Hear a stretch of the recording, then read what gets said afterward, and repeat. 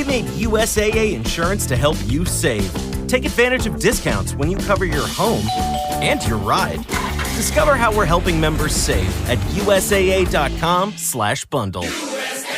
Restrictions apply. Welcome to the Awakening Women podcast. I'm your host, Leanne Oaten, and former therapist with a background in counseling psychology. This podcast is for strong, high-achieving women who want more in their lives and relationships, who are ready to rise to the next level of growth, healing, and evolution. Nothing changes until you change. And when you change, everything else changes around you as a result. If you're done with feeling powerless within the chaotic and toxic dynamics in your relationship and don't even know where to begin with making changes, I've got you covered. I know you've tried everything, including counseling, watching hours of videos, and reading stacks of books on narcissism, and find that all it does is leave you feeling even more stuck and in the same place. None of these things work when you're living with a narcissistic spouse because the root causes of the symptoms are not being addressed. As with physical health, there is an emotional, physical, spiritual, and psychological component to healing and overcoming the problematic symptoms and pain you're facing every day in your life and relationship. If you're ready for a direct, no fluff, no nonsense approach to take you into your personal power and take back your life, you are in the right place. Let's get started with today's episode.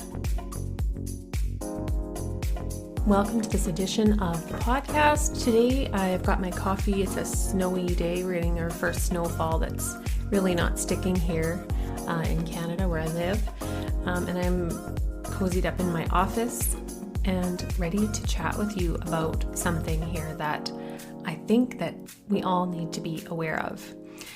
And this is the thread that runs through psychopathic traits and narcissism. The reason why I'm talking about this is because a lot of you that are in these relationships are trying to figure out what the fuck you're experiencing. And after working with so many women over the past 6 or so years in Awakening Women, I've seen differing levels of crazy that they experience. Like where it's clear that they're married to someone who is very unhinged and unstable and erratic and dangerous. And while narcissism tends to have very similar traits, like how they tend to all act very similarly in certain ways, especially when they're triggered or when they're held accountable or when emotion is needed or empathy is needed or remorse is needed or when you set a boundary. They all have very similar ways that they react to that. And those are, the gaslighting and the blame shifting, the stonewalling, the twisting.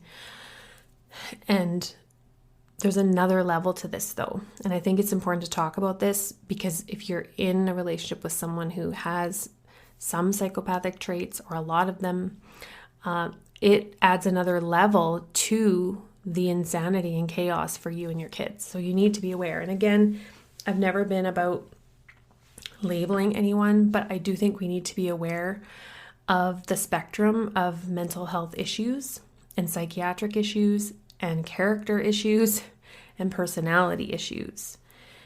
And I'm also very careful because sometimes we can all have narcissistic traits. We can all behave a little bit entitled, or we can exhibit kind of like traits or even just fleeting moments, right? So you can look at that and go, yeah, I do that. So maybe I'm the narcissist. This is what women come to me all the time with, like, I think I'm the narcissist. That's why I don't like to label things. I define a problematic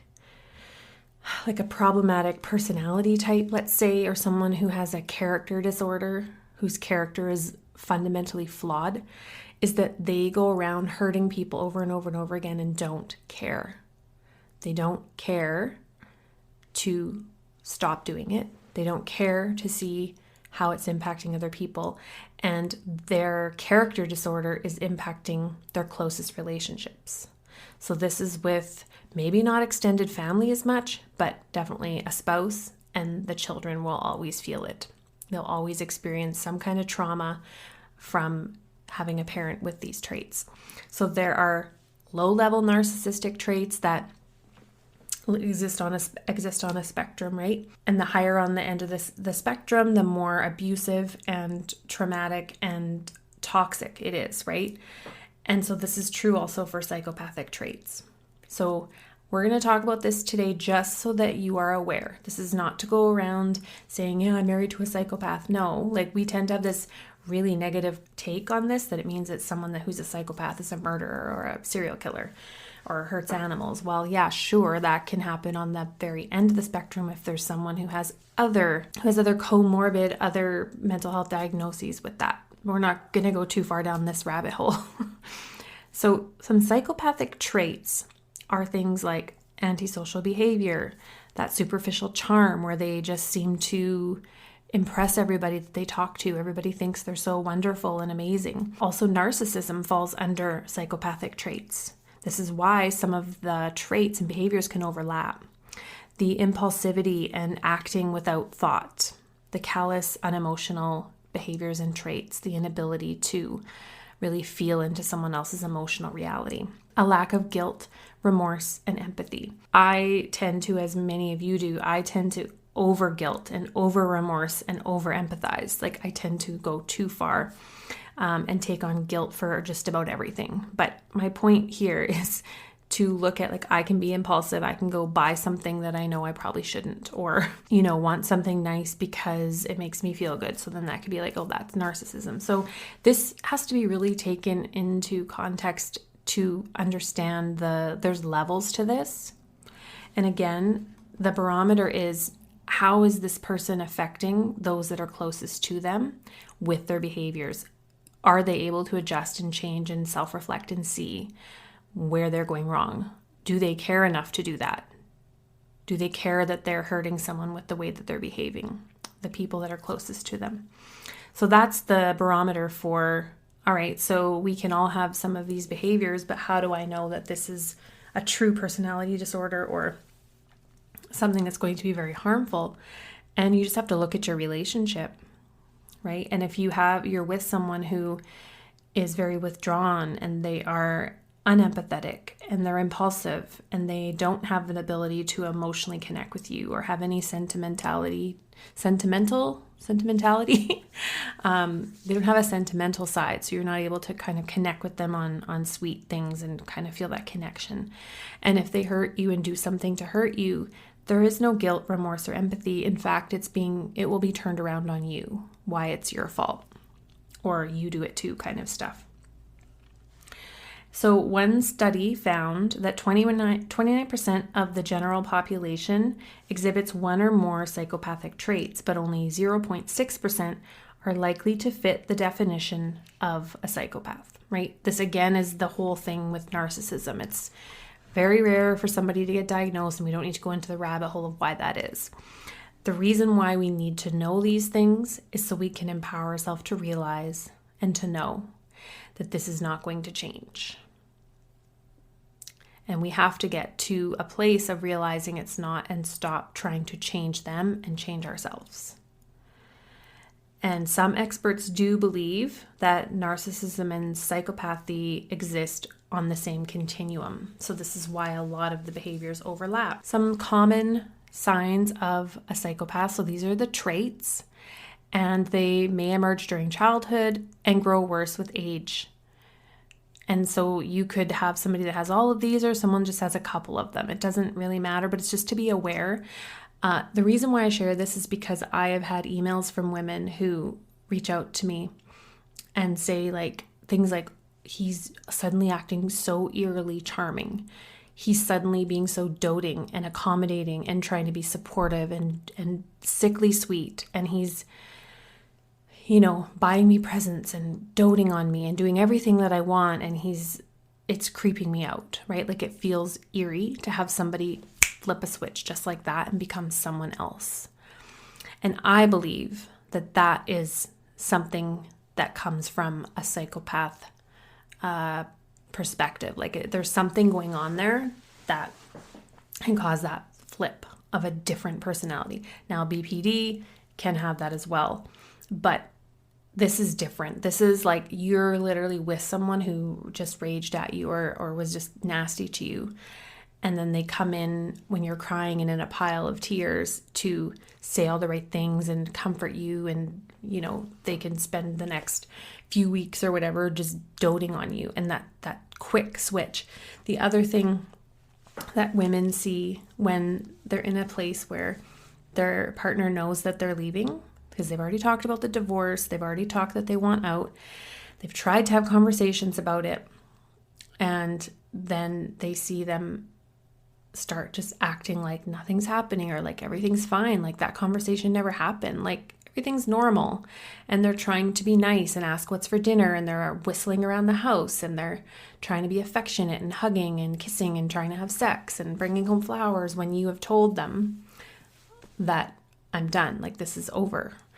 So these are the things that comes back to that ability to have that empathy and that emotional connection, to be able to say, you're hurting so badly, you want out of this situation, and I'm just going to act like it didn't even happen, or that you don't even matter enough to me to try and work this out. I'm just going to pretend that everything's fine.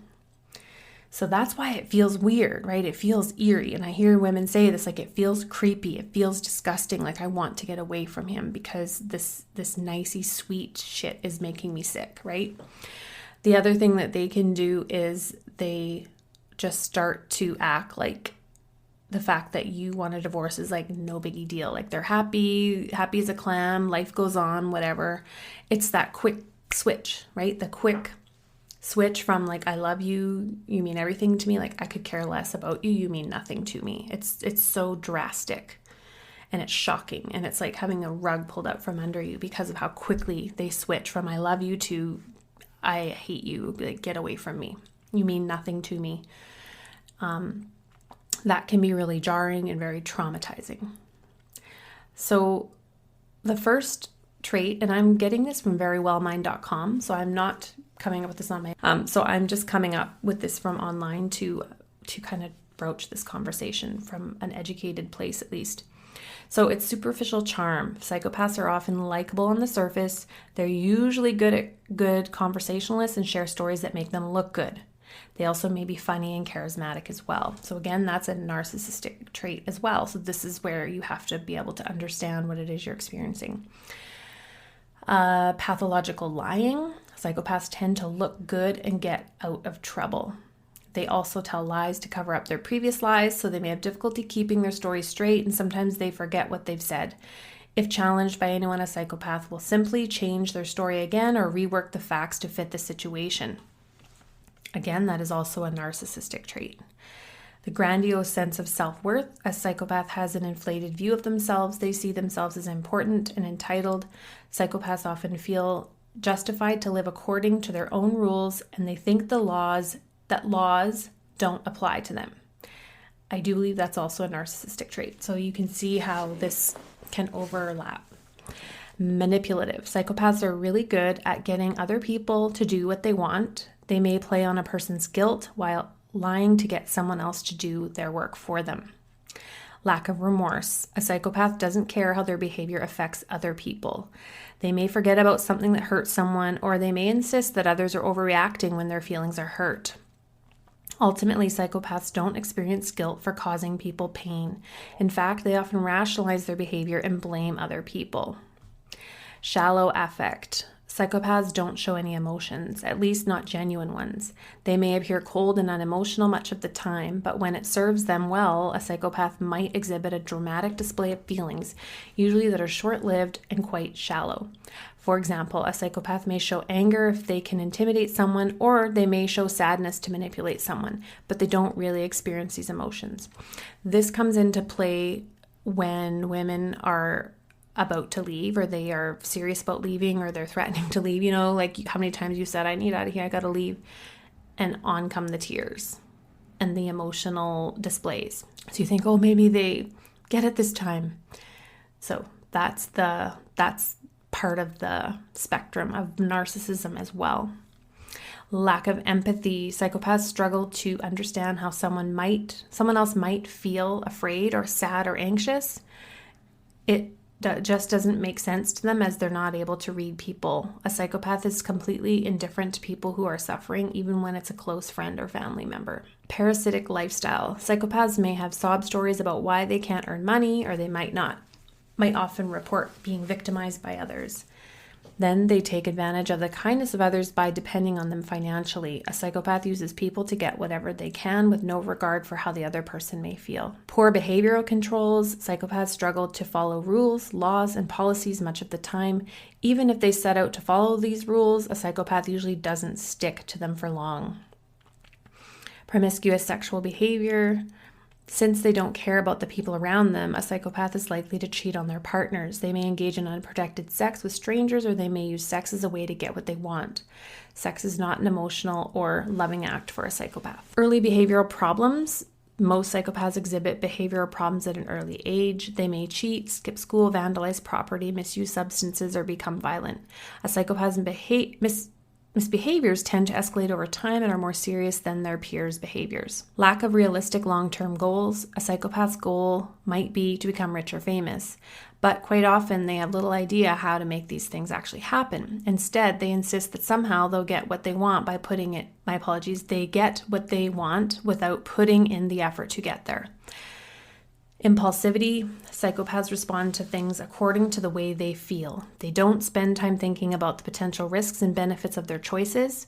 Instead, they want immediate gratification. So they may quit a job, end a relationship, move to a new city, or buy a new car on a whim. Irresponsibility. Promises don't mean anything to a psychopath. Whether they promise to repay a loan or sign a contract, they aren't trustworthy.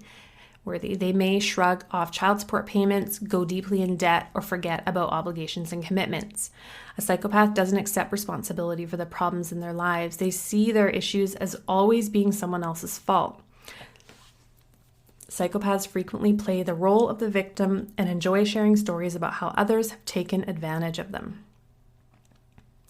Many marital relationships. Psychopaths may get married because it serves them well. For example, they may want to spend a partner's income or share their debt with someone else, but their behavior often leads to frequent divorces as the psychopath's partner will eventually see them in a more accurate light.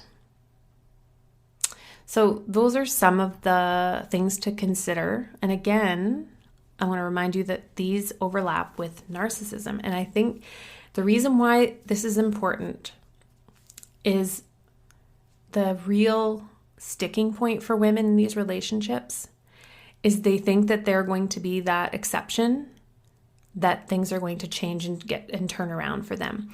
I believe that the more psychopathic traits and tendencies someone has, the more they're able to manipulate with those traits to make you believe that they are someone that they're not. And that comes into that superficial charm aspect, where they're able to keep roping you back in, where you think that maybe this time they understood you, or that this time they get it, or this time they've hit their rock bottom and they get what they're about to lose. But it doesn't last. And that's the cycle. They rope you back in with that charm until you get to a place where it disgusts you. And that's where women get to when they just feel like, I need to get the hell away from this person. Because that superficial charming sweetness just feels gross, because you know that it's manipulation. It's a way to control you to get what they want, which is for you not to leave or for them to continue to have control over you. So it's important to understand the difference and to understand that some of these things overlap and to understand that it's not going to change. So we're going to just accept it's not going to change and it's only going to get worse with time. And when we can accept those two things and we stop micromanaging and we stop trying to get them to change and fix them, and we put that energy toward fixing our own lives, that's when things start to shift. So if you'd like to get started on that journey, head to the link in the show notes and sign up for my free class, Breaking the Toxic Bond of Narcissistic Power and Control, and understand that there's nothing you can do that will change someone that has these behaviors. If you recognize any of these things that I've talked about, or you've been listening to this podcast for quite some time, I also have that definitive guide of narcissistic abuse in the podcast. Maybe I will reference it in the show notes because it's one of my top downloaded episodes that creates those mind-blowing moments for women. So maybe with that, along with this, you'll realize, okay, I have to do something to change this. I have to stop living in this foggy state of thinking it's going to fix itself. We have to snap out of that. That's what I tell women all the time, is when they're just still even stuck in like, I've got to do the work, I've got to do some thinking, I've got to have a talk with him again. No, you have to start taking different action. You got to snap out of the trance. Like I call it the trauma trance. It's like you are dissociated and disconnected and numbed out. You don't even know how bad it is because of how much you've checked out from yourself. And that's when you need those reality checks, and you need a process, and you need something to follow so you can start taking those steps out of the situation. So again, head to the link in the show notes to get signed up for that free class, and I'll chat with you in the next episode. Take care.